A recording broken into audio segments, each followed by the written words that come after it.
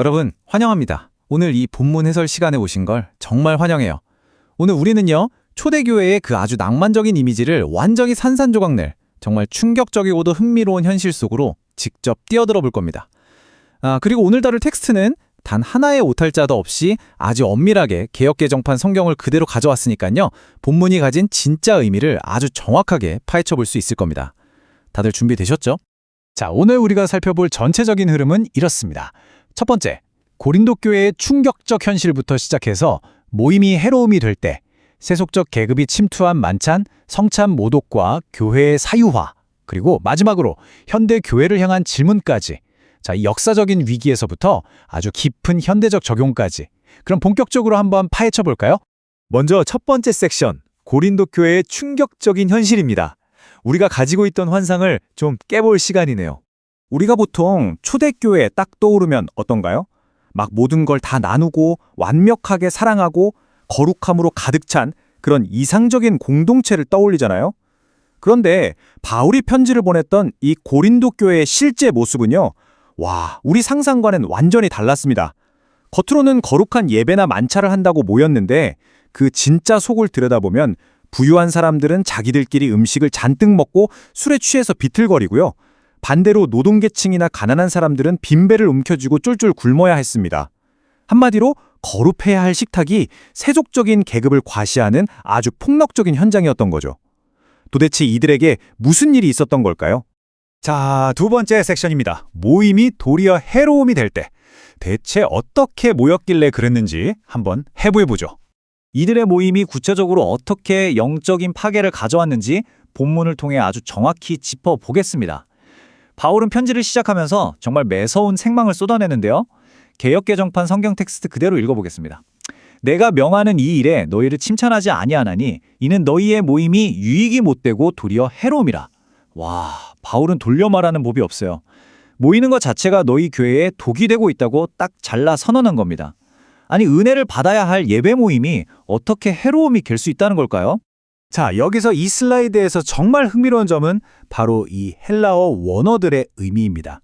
바울은 모이다라는 뜻의 슈네르케스테라는 단어를 계속 반복해서 써요.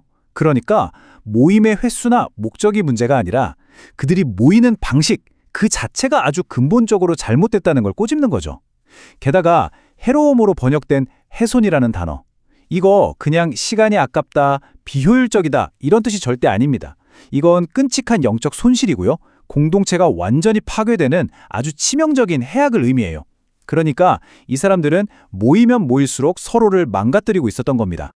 그 파괴적인 모습이 18절과 19절 개역개정판 본문에 아주 적나라하게 등장합니다. 바울이 이렇게 말해요. 먼저 너희가 교회에 모일 때 너희 중에 분쟁이 있다 함을 듣고 그리고 너희 중에 편당이 있어야. 네, 바울 귀에까지 소문이 다 들어간 거예요. 고린도 교회 내부가 얼마나 심각하게 찢어져 있었는지 말이죠. 서로 편을 가르고 싸우면서 교회를 그야말로 산산조각 내고 있었던 겁니다. 이 두 단어를 좀 더 깊이 파보죠. 분쟁을 뜻하는 스키스마타. 이건 말 그대로 공동체가 갈기갈게 찢어졌다는 뜻이고요. 편당을 뜻하는 하이레세이스. 이건 나중에는 이단이라는 뜻으로도 쓰이지만 여기서는 아주 배타적인 파벌을 의미합니다. 보수적인 주석가들은 이걸 영적인 교만과 경제적인 차별에 섞여버린 아주 맹독성 갈등으로 봐요.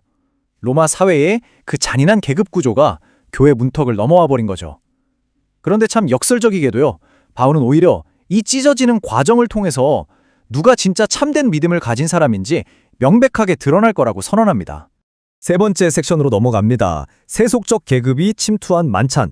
이 끔찍한 갈등이 바로 저녁 식탁에서 터져버립니다. 당시에 저녁 식사 자리를 한번 머릿속으로 상상해 보세요. 개역개정판 21절은 그 기가 막힌 현장을 이렇게 묘사합니다. 어떤 사람은 시장하고 어떤 사람은 취함이라. 해가 지기도 전에 시간이 남아도는 부유한 사람들은 교회에 일찍 도착해서 자기들이 싸온 고급 음식과 포도주를 독차지하고 이미 거나하게 취해 있는 거예요. 반면에 늦은 밤까지 뼈 빠지게 일하다가 헐레벌떡 달려온 노예나 노동계층 사람들은 먹을 게 하나도 남지 않은 텅 빈 식탁 앞에서 줄임배를 안고 멀뚱멀뚱 서 있어야만 했던 겁니다. 진짜 너무하지 않나요? 그래서 바울이 꺼내든 단어가 바로 퀴리아콘 데이피논, 즉 주의 만찬입니다. 신약 성경 전체에서 딱 여기에만 등장하는 표현인데요. 말 그대로 주님께 속한 식사라는 뜻이죠. 하지만 바울은 단호하게 말합니다. 지금 너희가 먹고 마시는 그거 절대 주의 만찬이 아니야. 부자들이 자기들끼리 식탁을 사유화하고 가난한 사람들을 내쫓아버리는 그 순간 그 식사는 이미 주님의 식탁으로서의 정체성을 완전히 잃어버렸기 때문입니다. 그리고 이 슬라이드가 당시의 그 끔찍한 불평등을 아주 기가 막히게 보여줍니다. 한 공간 안에 부자들의 폭식과 가난한 자들의 굶주림이 같이 있었다는 거. 유대교 전통 중에 미시나 페사힘 10이라는 규정이 있거든요. 거기 보면 6월절 식사에는 아무리 가난한 사람이라도 무조건 참여해서 음식을 나누게 되어 있습니다. 그런데 명색이 예수님의 사랑을 기념한다는 고린도 교회가 유대인들 전통만도 못한 너무나도 이기적이고 세속적인 식탁을 차려놓고 있었던 거죠.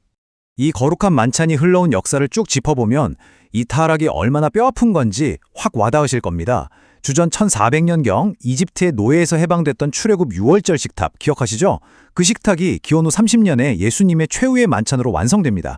그리고 기원 후 33년 초대교회 성도들은 자기 재산을 다 팔아서 가난한 사람 없이 떡을 나누잖아요. 그런데요, 불과 20여 년이 지난 기원 후 55년경에 고린도 교회는 이 아름다운 구원과 평등의 역사를 완전히 짓밟고 끔찍한 차별의 현장으로 추락해버린 겁니다.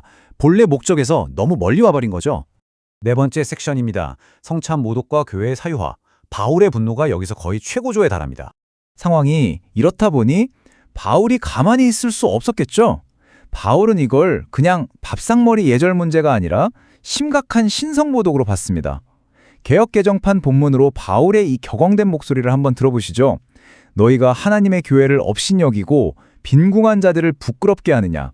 밥을 좀 덜 주고 말고의 문제가 아니라는 겁니다.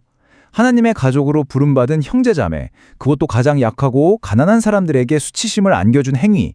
바울은 그걸 곧 하나님의 교회 전체를 모욕하고 짓밟은 최악의 범죄로 못을 박아버립니다.